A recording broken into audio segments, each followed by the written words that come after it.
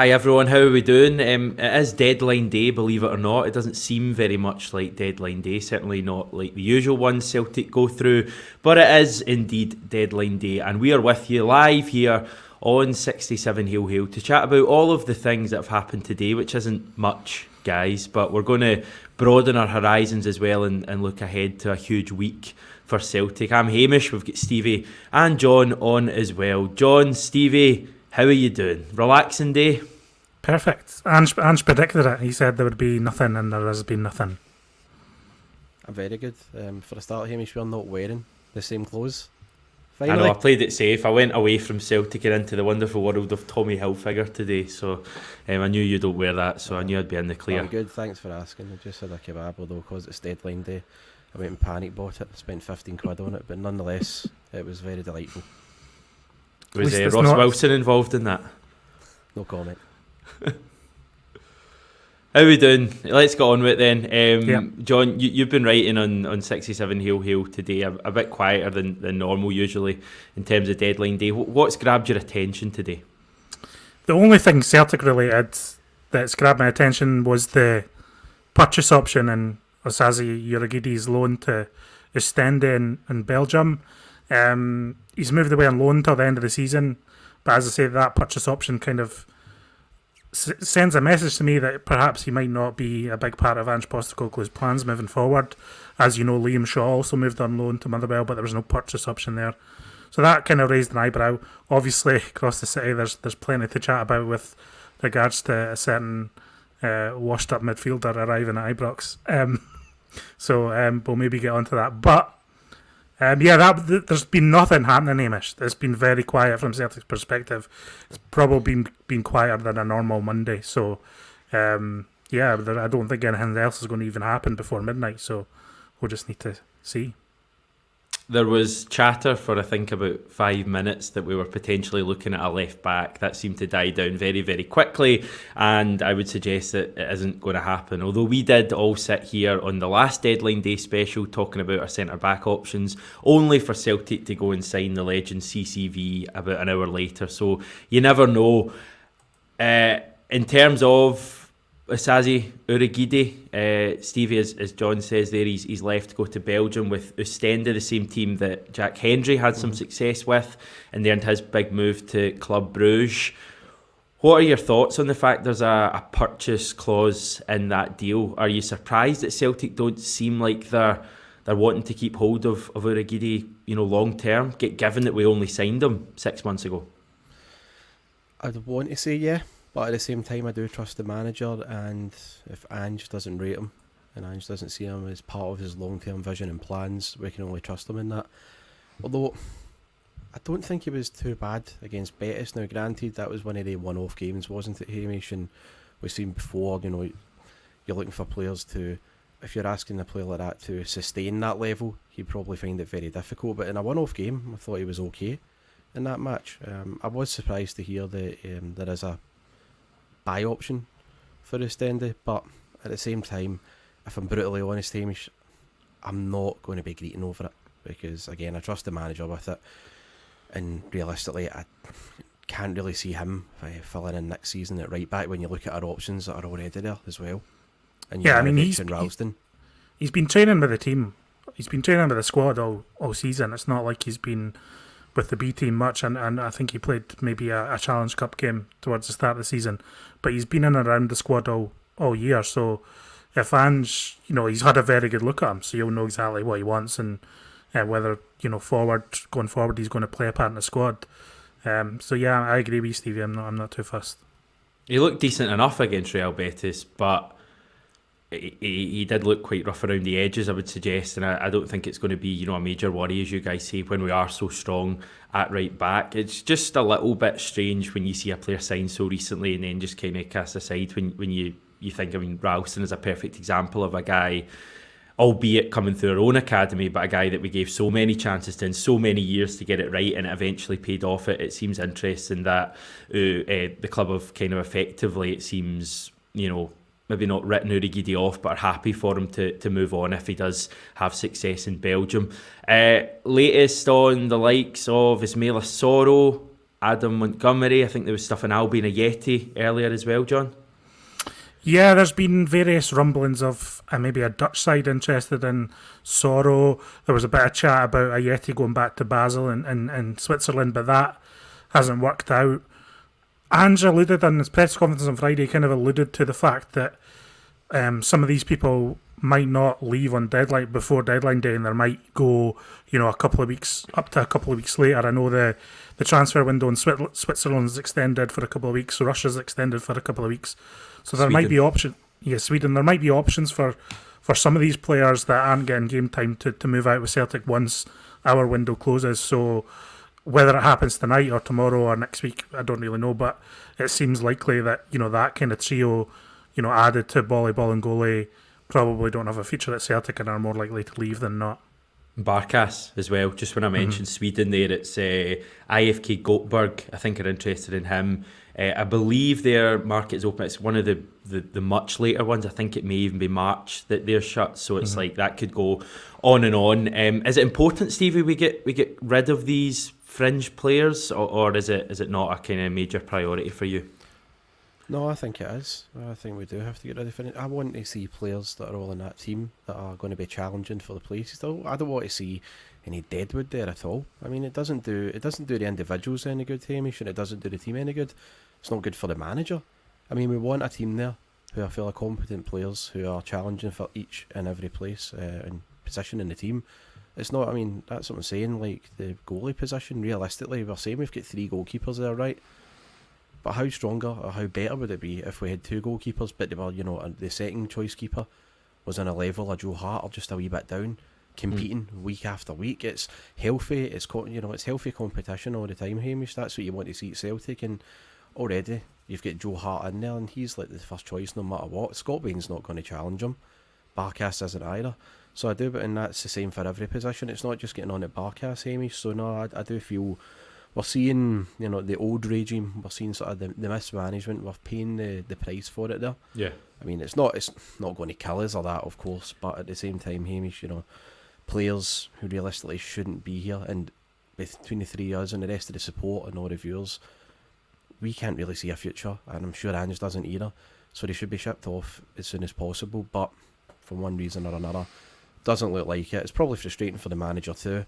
I know he said that he wasn't forcing anyone out, but in the back of his mind he'll be thinking he would like to free up some money to buy in better quality players, and that's what I think Celtic can benefit from, Hamish. So to answer your question, it's not a killer for us, but it is frustrating, and hopefully when we're in the next window and the windows after it under the manager, we're not in this position. We've got players there who want to be there, who will challenge, who will have a future, and it's only going to be beneficial for the club.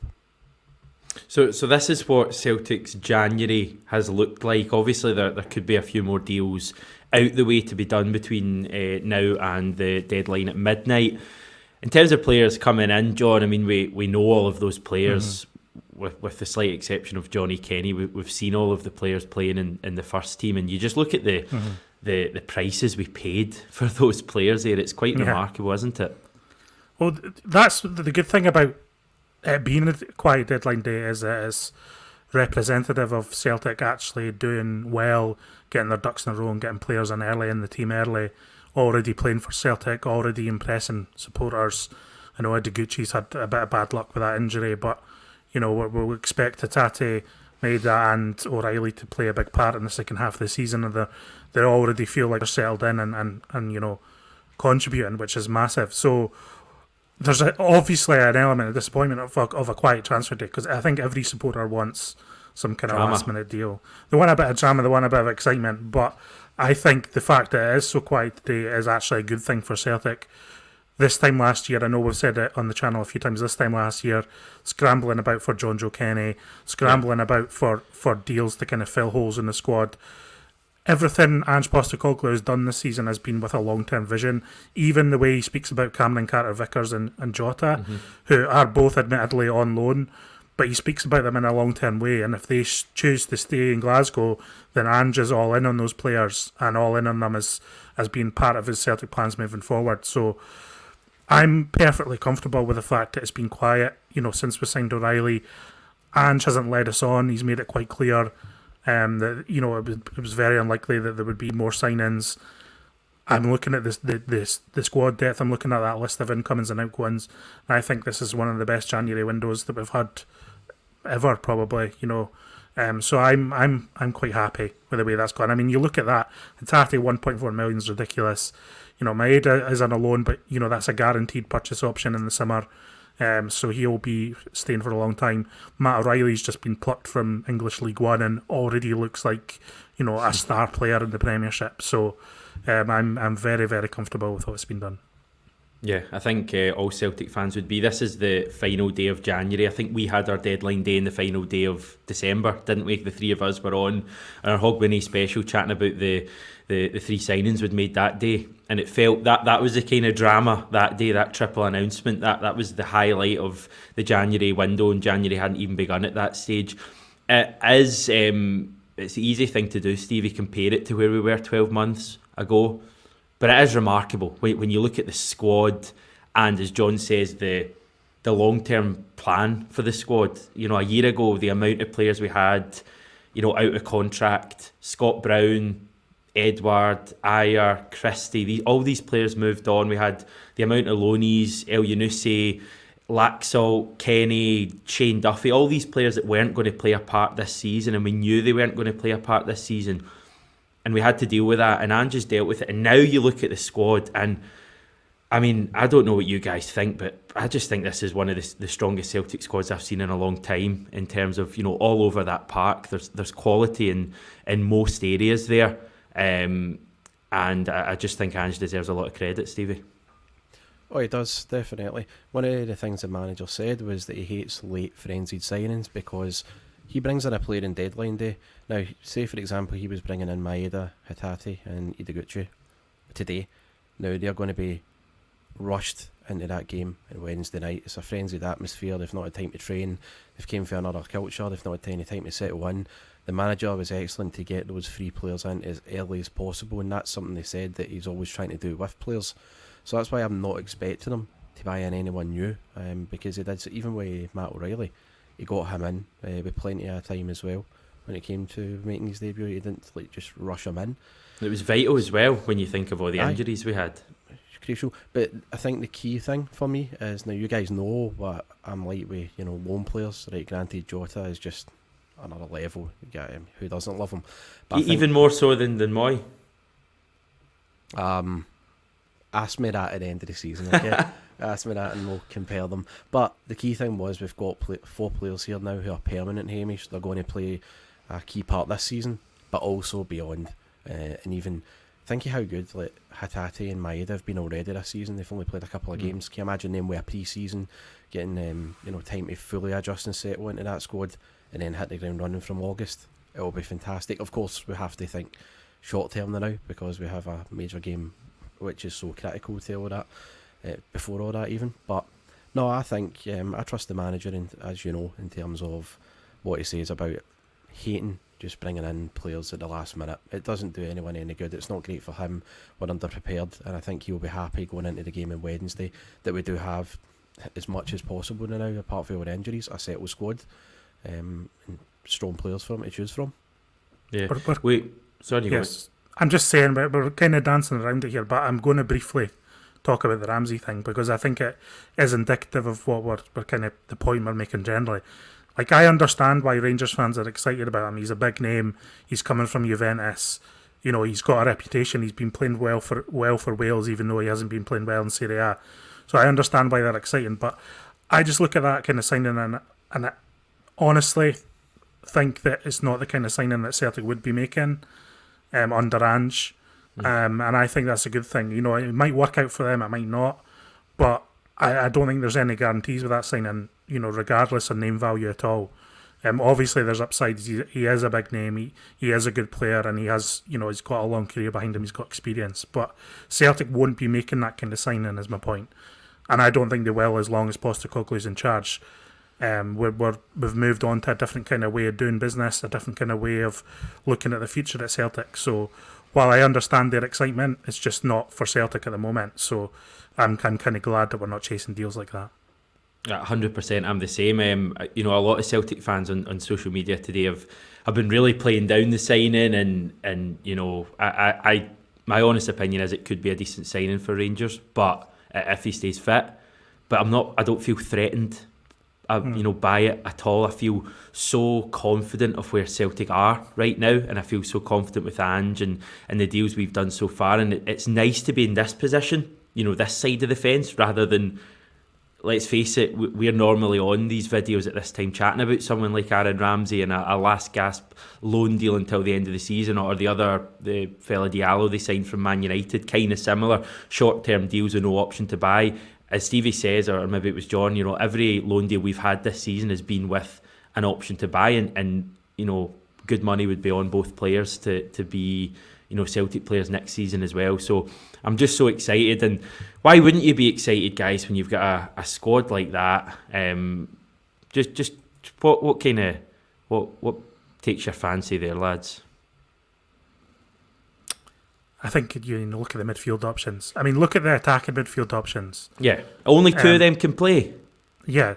So only two of them play. But this time last month we had Tom Rogic and we had David Turnbull. And that was it, and they were good enough because they were getting the job done more often than not in that first half of the season. But you could see it building up on them, and eventually Turnbull got that hamstring injury. Now Ange has the option to rotate both of them, and both the players that have come in to kind of compete for those places are already impressing supporters. And not just out of hype. Hatate's goal at Tynecastle, his debut, the first half, certainly. I think O'Reilly looks like he can spot a pass. So I'm just looking at that attacking midfield option, and Ange has really beefed that up because he understands how that important that area of the team is. Because Celtic, his big problem, it hasn't been defence this season. It's been this kind of creativity thing. It's been this urgency of pushing on the game in the closing moments and getting the goals we need with drop silly points. And now we've got more options and more fresh legs in that attacking midfield area, and I think that's obviously the best work Ange has done. Stevie, where do we next need to look to take the next step, you think, in the summer? I'll answer that in 1 wee second. Can I also just say very quickly a correction from me? I said we hadn't bought in any loan players, but I completely forgot. Dyson Maeda is a loan with an option to buy, so just before anyone in the comments goes through me and says I'm a fake fan or whatever, alright, sorry everybody. I think realistically, we all know the answer here, don't we? It's left back. I mean, you look at those left back options and every one of the players are just okay, but we need better than that. You look at right back, you look at Josip Juranovic, Hamish, and how we got that guy for $2.5 million. It's complete. It's I almost feel bad for Legia, but I say almost. But it's mad. You've got a Croatian international. The guy is just top quality, and on the right, you just feel it. I mean, anytime you've got the ball out there, whether it's him defending or attacking, you just feel you really trust him, don't you? On the ball, off the ball. I think he's the brilliant. guy just he was his class, and then you look at left back and our options there. Now, I think Greg Taylor's okay. I actually like Liam Scales, but I would love to see his mirror. What we've got in the right and Juranovic, I really would. Now we can't do that this transfer window. I've made peace with that. We just have to deal with what we've got, and hopefully it's good enough to get by and win the league. But I really want to see his upgrade there in the summer, Hamish. I don't want to just see Celtic now having players that are okay and they'll do a job. I want to see Celtic now under Ange with players that will improve us, that are top quality, and that will take us to the next level. And I think our next level is just getting to the Champions League. It's baby steps for us. But if we go into the Champions League this summer prepared, we buy in a top quality left back one, as I said, it just mirrors Juranovic on the right, and then say, for example, we buy in CCV permanently and either Julian or Starfelt there, and already you've got your heart behind them. You've got a stable, settled defence. And how often can you ever say that about Celtic get into Champions League games and games in Europe in general, Hamish? It's such a big deal, and I feel that's where we really have to focus all our attention when it comes to upgrading the team. It's definitely left back. Don't know what you guys think, but that's my shout. Yeah, I mean, I don't want to go over the whole Greg Taylor debate because I feel like we do that every time we've got a live video. I think Greg Taylor is a fine Celtic player, but I agree, Stevie. I think I'd want a real Juranovic basically on the left hand side, and I think Greg Taylor's an absolute fine player for Celtic, but just a step above maybe, just to take us to the next level. And I'm really confident we'll do that. Unless Greg Taylor really, comes on to an incredible game and becomes like an unbelievable fullback, because Ange will want to keep taking Celtic to the next level. We've got a guy in charge who isn't going to settle for just winning the league. I can't remember who I was speaking to. It was one of the interviews I did, and whoever it was made the comment that Ange won't see winning the league as his goal at Celtic. He'll see succeeding in Europe as his goal. The league's the immediate thing you have to do, and that's the big challenge this year, to win the league back.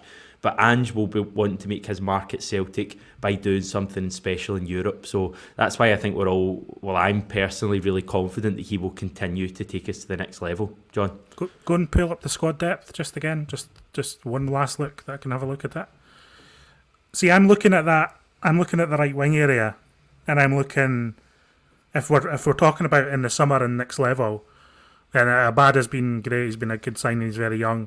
James Forrest, he's still struggling a little bit in terms of getting back up to match fitness. Now, I'm not writing James Forrest off like other people are. I think there's been a lot said that's been a bit harsh on James Forrest of late. He's obviously not in the best run of form, but I think he deserves the benefit of the doubt to get himself back to full fitness to see what he can do. But, after that, Owen Moffat's obviously emerging. Dembele's obviously emerging on and also coming out back from an injury and also is out of contract in the summer. So if we're thinking next level in the summer, then a right winger is like the main priority for me, as well as the left back position. And I think something like that could bring us to the next level again for me. A Jota on the right, is that what you're after? Yeah, a Jota on the right. Yeah, why not? A Jota on the right and a Juranovic on the left. That's basically what we're wanting. Sorry, we got one comment in earlier. I put a thing out just asking for some thoughts. This was from Scottish James. With all the signings Celtic have made this season, who is your favourite, and would you have signed anyone else? We'll tackle the first bit first. Who's your favourite signing been out of all of them? Jota for me. I mean, Kyogo has been immense, but I just love watching Jota play. I think he's just got such a poise with the ball. I don't want to get all fancy here, but he's got a poise with the ball. He's just, as soon as he takes the ball, he's going to try and do something.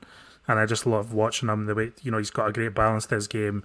Even, just the way he fires in that cross on Saturday was just sumptuous. Dundee United had all 11 players in the box, and he managed to find the Celtic man. So he's been my favourite player, closely followed by Kyogo. Yeah, it's Kyogo for me. He's just the impact he's made. I love the guy so much. Stevie? In terms of entertainment, Jota, hands down. Just love watching the guy. I feel we could go several levels beyond us. Honestly, we said in I think it was Hogmanay, didn't we? That one we were on, that with Jota, genuinely, you could put him in a Champions League level team and he just wouldn't look out of place. He is exceptional, but I feel that a very important signing we made. So that's my favourite in terms of entertainment. But in terms of importance, it's still Joe Hart. I feel Joe Hart has been a colossal signing, very, very important, and we saw that on Saturday. Just wee things. I don't know if you. I won't get into it with Joe Hart. I know you're on a timer here and everything, but no.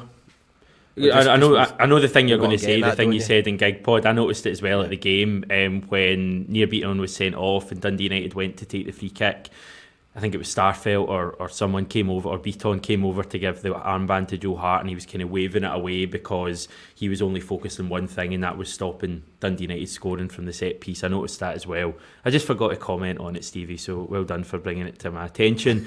Are we done transfer-wise, guys? Can we move on?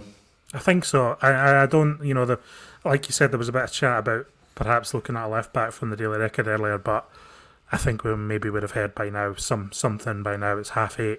The window's open till 12. So go to your bed early tonight, everyone, and get a good night's sleep, because you're going to need your energy for later in the week.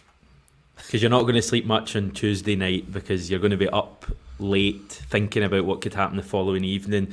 Celtic versus Rangers, Wednesday night at Celtic Park. A full Celtic Park. It really is incredible. That's what the league table looks like, and that's what it means. If Celtic were to get victory on Wednesday night, we would go to the table, top of the table for the first time in a long, long time. Believe it or not, we have actually been top at one stage already this season. I think when we beat St Mirren 6-0, we went top, but that was just because a lot of teams played the following day. This would be the first time we've been properly top. How excited are we for this game, Stevie? Very excited, but also very nervous as well. I really am. It does play a part that we haven't beat them in over 2 years. It's criminal. It's embarrassing. but we do have the chance to put it right. And I honestly feel the atmosphere on Wednesday has to be, it just has to be. It's going to be special, but the fans are going to be a big part of how the result plays out. I think the players will need them more than ever, and we have to be patient as well. We know how Rangers are going to set up and play. I certainly do. Don't expect them to be adventurous whatsoever, but it will be an unbelievable feeling, Hamish, to go top of the league after we beat them. Hopefully we do. But yeah, it's very fine sort of levels of nervousness and excitement from myself. It's not, I don't think the nervousness has hit me as bad now, but see tomorrow and Wednesday, it will be like times 100. I know, it's not far away. Tomorrow's Tuesday. It's going to be ramping up. It's going to drag in. Not long now, indeed, to quote a famous Aberdeen journalist. A lot of people asking about away supporters. Are there away supporters on Wednesday night? There are not. It's going to be full of Celtic fans. So an extra chance for us to make it as hostile as possible.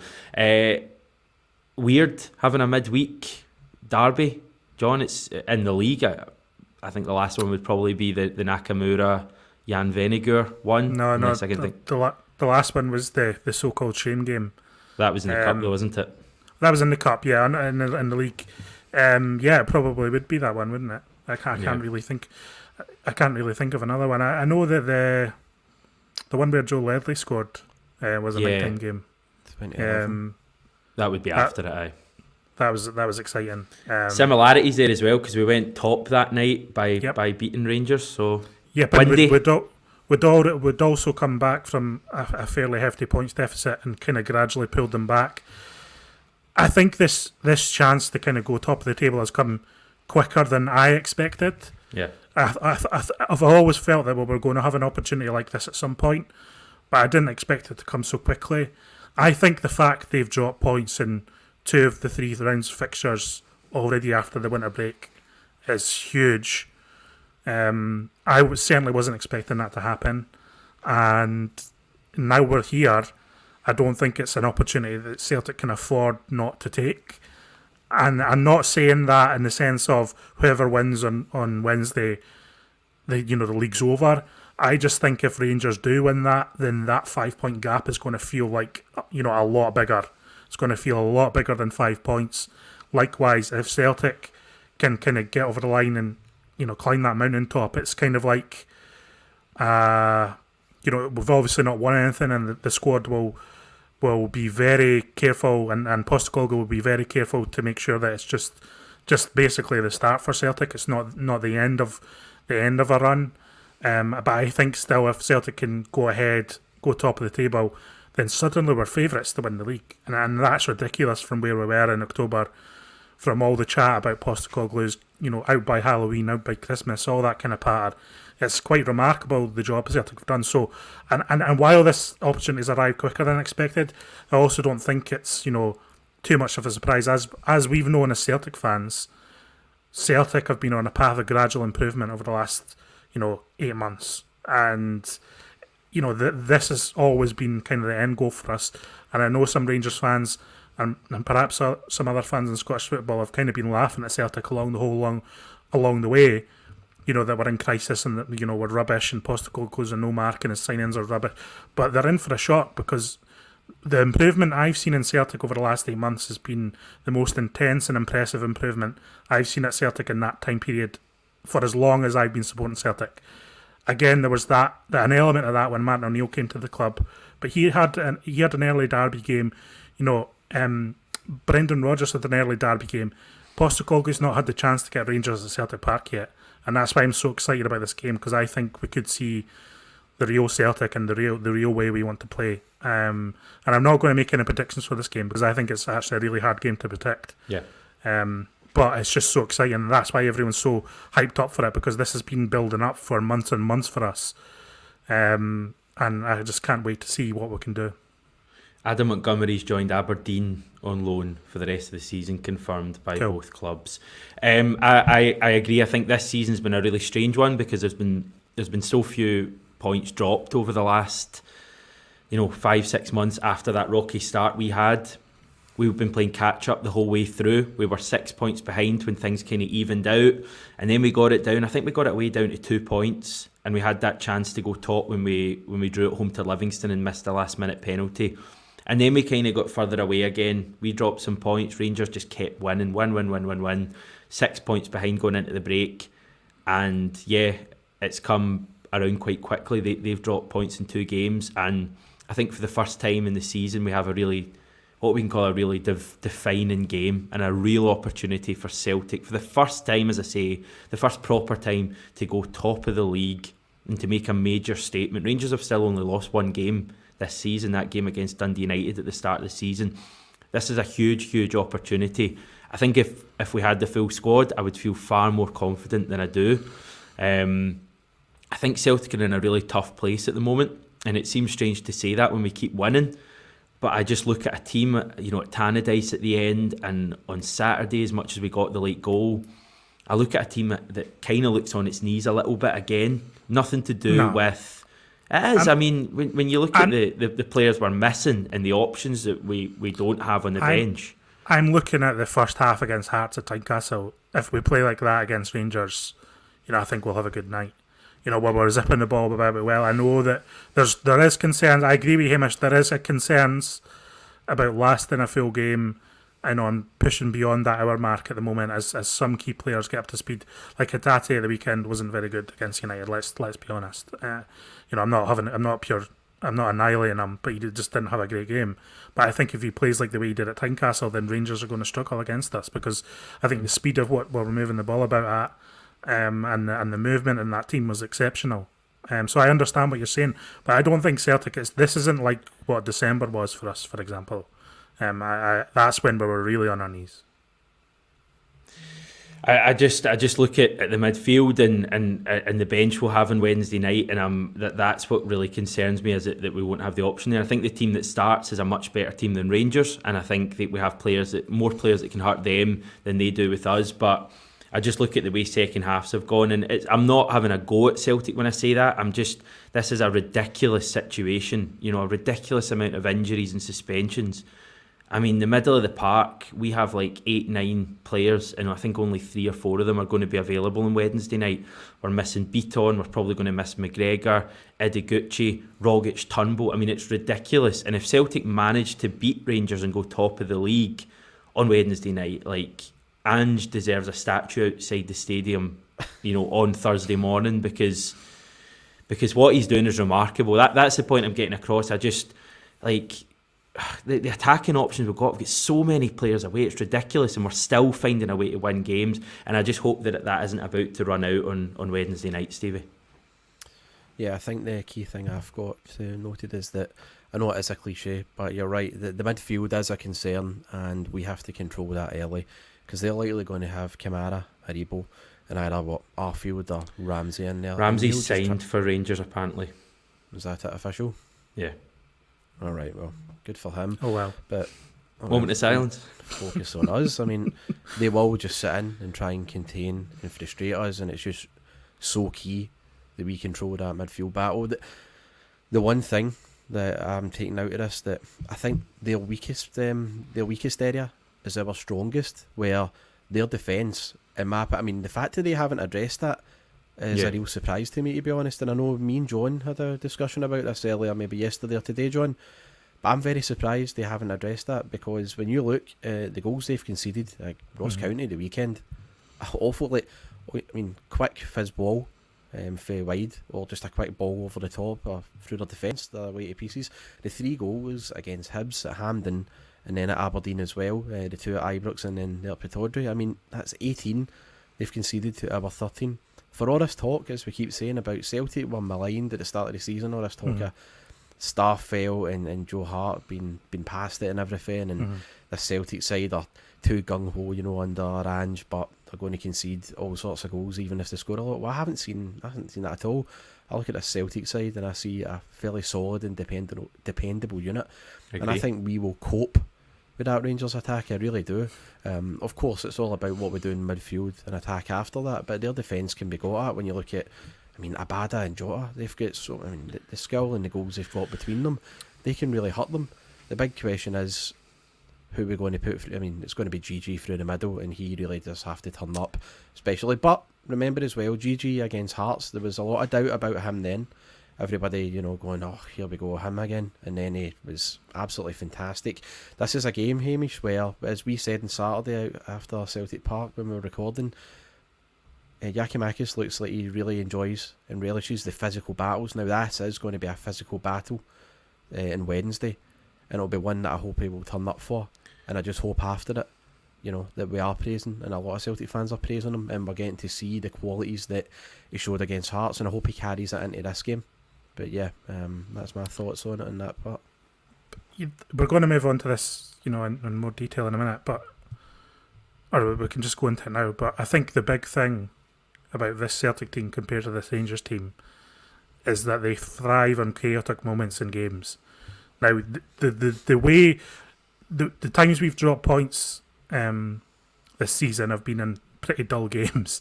The St Mirren game, for example, that wasn't a case of us kind of slipping up and having a comedy of errors like Rangers did at the weekend.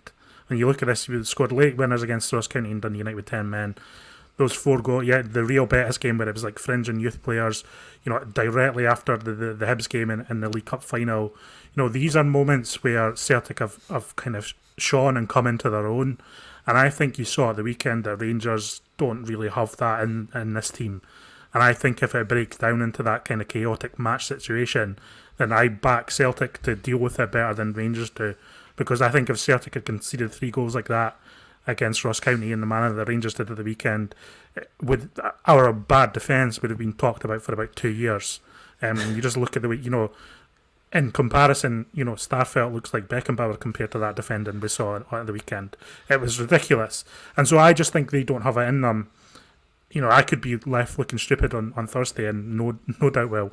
But I just look at that team, and I don't think they can cope with these kind of crazy games and these crazy moments. And that's why I'm as confident as anything about this team, because Ange Postecoglou absolutely loves moments like this. And you can put it down to luck, and you can construe it as fortunate.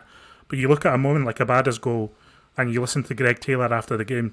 Taylor's talked about how Ange always wants his wingers in the middle of that box when the other winger is a way to cross it in, because he knows that the ball can drop, and he knows that there's so many chances to put the ball in the back of the net. Ange talks about manipulating environments, and I agree that the environment on Wednesday is going to be crazier than anything he's experienced. I know he's been to World Cups. I know there's been big moments in his career so far. It's going to be crazier than anything. But I just think Ange Postecoglou's team can really step up in this moment. And if the match breaks down and is mental, then I back Celtic over this Rangers team. Interesting points, Stevie. No, I fully agree with John. It's when it comes down to it, when you look at the games we've played over the course of the season, and when it's been going to the must-win matches, and you can't drop points. After that 0-0 game against Livingston, we have gradually improved. And what I saw, against Ross County, and then I saw at the weekend there, it's this Celtic team you can never write them off now. I think that is the hallmarks of the Ange Postecoglou team already. I mean, it's a great position for him to be in, because a lot of that when I was growing up, it was always seeing Tommy Burns Celtic sides, and it was a case of never write them off. They'll always go to the end. But unfortunately, as entertaining as it was, we never won anything, sadly, and never won a league anyway. And then that'll change when you saw with Martin O'Neill and Gordon Strachan had that as well, didn't they? They had all the hallmarks of never giving up, battling to the end, always scoring last minute goals, grinding out wins when you never thought it was possible. And in the end, they were title winning sides. And I just hope that it goes that way for Ange, not down Tommy Burns route and everything, but more towards like Martin O'Neill Strachan. And I dearly hope that all these last minute winners in these horrible games that we've churned out victories in, I hope it counts for something. And like John says, I trust him. I really do. I really do trust the manager, that he knows what he's doing. He can manipulate environments, as he says. He thrives on the chaos. And I hope we're talking about how good would it be to talk about another one of these last minute wins on Wednesday as well, to go top of the league. That would just be fantastic. Yeah, there's an argument, I think, that we're still waiting on that game that game you can hang your hat on and say, that was the game when Ange's Celtic properly arrived. Maybe that's slightly harsh, but that derby victory, that massive win with the full stadium absolutely rocking. And I just really hope that it comes on Wednesday night. Wee graphic here just to show you the change in the Celtic 11 from the last time we played Rangers back on August the 29th. Now, obviously, we don't know the team yet for Wednesday night. That, I think, is probably the best guess for the side we'll see on Wednesday night. Now, the game back at Ibrox in August, we still had Odsonne Edouard up front. Of course, Kyogo was out on the left. That midfield is pretty unrecognisable from what we'll see probably on Wednesday night. Ryan Christie was still in there. The defence has changed as well. Carter Vickers wasn't a Celtic player the last time we played against Rangers. Jota hadn't made his Celtic debut yet. So Juranovic was at left back at Ibrox. So there's massive changes there. Big changes in the Rangers side as well. Who are the guys that we're going to look to more than anyone on Wednesday night? Is it easy to say Jota is the guy we're kind of going to hang our hat on? Yeah, I think it is. I mean, Yeah.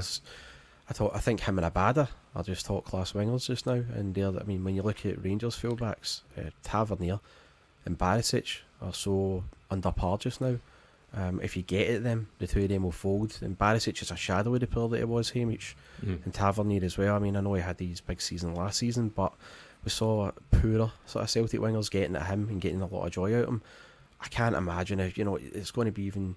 Can you imagine Jota just takes him apart just for the first couple of minutes of the game, and Abada against Barisic as well. With the confidence they'll get, the fans will just whip the rest of the players into a frenzy. It'll be some atmosphere after it, and the nervousness that will creep in to that Rangers side will be so evident. So yeah, I think it's easy to say, but I mean it's also it's common sense as well. Hamish, Jota is absolutely fabulous, and Abada's on form as well. He's such a go for it. I think they're the two players that will really hurt them and can do damage. I'm a little bit worried about McCarthy if it does come down to him now. We don't know what kind of things are going on behind the scenes at Celtic. Andrew's going to keep his cards very close to his chest. There's all sorts of rumours about McGregor wearing a mask and all this kind of thing. We don't know. We just don't know. But if it is McCarthy that starts, then I'm obviously, there's a little bit of trepidation there for me, because I think if you look at the reason we haven't won since that League Cup final and the Julian goal is because we've been bodied in midfield. For every single game, they've just absolutely bodied us in midfield, and that's been what's been so depressing. And if they do that again, then we'll struggle, and we'd really need that midfield three to be at the absolute top of their game. And we just, Hatate needs to be dancing round dumb. O'Reilly needs to be picking out the passes of the wingers, and McCarthy, if he plays, needs to be very disciplined positionally. And I'm a little bit worried about his legs, but let's see. That's why it's so. That's why I'm not making any predictions about it. I think it's so hard to call about how it'll all pan out. But I think the players like Jota, Abada, I think have that kind of explosiveness that will really aid us in this game in particular. It's a massive chance for McCarthy though as well, and this isn't a youngster we're throwing into a derby. This is a guy with hundreds of Premier League appearances who has played at maybe not bigger matches actually, but certainly played in a lot of big games. He's won the FA Cup at Wembley for Wigan and played in the Premier League for Everton and Wigan. He should be able, if his legs can do it, he should have the experience and the know-how to really control this game. It should be a game for James McCarthy. I mean, strong tackler. He's meant to be quite calm in possession. Still probably yet to see that, but it should be a game for James McCarthy. So that's the way the positive spin I'm going to put on it. A massive opportunity for James McCarthy to really arrive as a Celtic player. I want to touch as well on something you mentioned, Stevie, just the fact that it's going to be a full house of Celtic fans. The first ever derby I can remember at Celtic Park with no away fans at all, and a full house of Celtic fans. I want us to make it as difficult as possible for the Rangers players on Wednesday night. Now, I don't want the fans to go, beyond the line, because I don't think we need trouble or anything like that. But I want us to make it a horrible place for them on Wednesday night. I want them to be quaking in their boots when they come out, because as good as they were last season, And as much as they've had, the dominance over us at Celtic Park over the last couple of years, I don't think they'll have been, they won't have played in an atmosphere like this domestically in a long, long time. And I think we already saw on Saturday that despite this Rangers team going unbeaten last season, it's a whole different ball game this year because we're putting pressure on them and it's proper football. There's fans there, and I want to see that on Wednesday night. I want them to feel it at Celtic Park. I think the fact it's a night game will make it even more, it'll be even louder. The atmosphere will be even more hostile. And I just think that's a major part of the game that for me hasn't been spoken about enough. I thought we, as much as we were good in the first half at Ibrox, I thought in the second half, when the atmosphere got up, it became a really, really challenging game for us. And I think we need to repay, the favour on Wednesday night. I think the support need to be, completely up for it, which they absolutely will be. It's a derby game. People will have had a good drink, I'm sure, during the day. And if Celtic start really well, it has potential, I think, to leave Rangers reeling, to quote Ian Crocker. So just get your thoughts on that, Stevie. Yeah, I'm going to be very careful here by the choice of words that I use, because I want to see a really toxic atmosphere at Celtic Park, and I do. I'm just going to be truthful. I really do. I want to make it, but not over the line, yeah. Not over the line, no. But I want to make it really uncomfortable for them. I agree, because I know that I'm also careful as well that not to talk about them too much here, okay? But in the last few weeks, I haven't seen any of them be big characters. I really haven't. And at Hampden against Hibs, now they had more of the support than Hibs, but when Hibs made it 1-0 and their fans were giving it loudy, their players froze. Now, can you imagine early goal, in 5 minutes, an early goal, Celtic Park going nuts, and they've got no fans there at all? One of the things I've noted is, John, you always said we get bodied in midfield, and I do agree with you. And that was because Gerrard always set that midfield up to be snapping and snarling at us, and they were full of hate for us, and that's what these games are all about. Now, one of the things that I've noticed their fans always saying is Van Bronckhorst and his teams now are too nice. He's too conservative, so we really have to prey on that. Now, I'm not looking for Ange to go toe-to-toe and put the boot in, because he's smarter than that and we're smarter than that. But if you can combine that with the fact that they are too nice, recently they've had no big characters. The one game that they really had to win to get in the final on a big stage, they froze in. Throw all that into the mix and throw into the fact that, as Hamish talks about, the fans will have had a few bevies. It's midweek, they've not got anyone on their side. We genuinely have a chance to make it murder for them, and I hope to God that this clip of me isn't going to get trimmed and I'm going to look like hello TikTok, hello Kerryfield, complete fool. I really do, but that's what I'm excited for. Just the thought of them crumbling in the opening 10-15 minutes, and that's why that opening spell is going to be so important for us, and we really have to get a strong hold of the game. But just thinking of that has got me. I was saying I was quite nervous earlier. Now that excitement of it it's hit me, man. So before I go on and work myself into a shoot, I'll let John take over. I agree with sensible you. Man. I agree with you, Stevie, and I think what's interesting about the criticism I've seen of Van Bronckhorst from Rangers fans, not from anyone else. This is from Rangers fans. The criticism I've seen is that he's too pragmatic and he sits off opponents too much. Now, it'll be very interesting to see what their approach is on Wednesday, if he is pragmatic and they don't press as high as we've been used to from the Rangers under Gerrard, because I think that obviously plays into our hands and it would be a good thing. So that is definitely a factor. I think if they let us play, and I think if they're less aggressive than they were under Gerrard, then it could be a long night for them. I think that's a great point. And we'll just need to wait and see what Van Bronckhorst does. So of course it's as important as to the game as Postecoglou does. We know Postecoglou isn't going to. He's definitely not going to compromise anything. No. We're going to go for their necks basically. And if they let us put our foot on their throat, then it could be a long 90 minutes for them.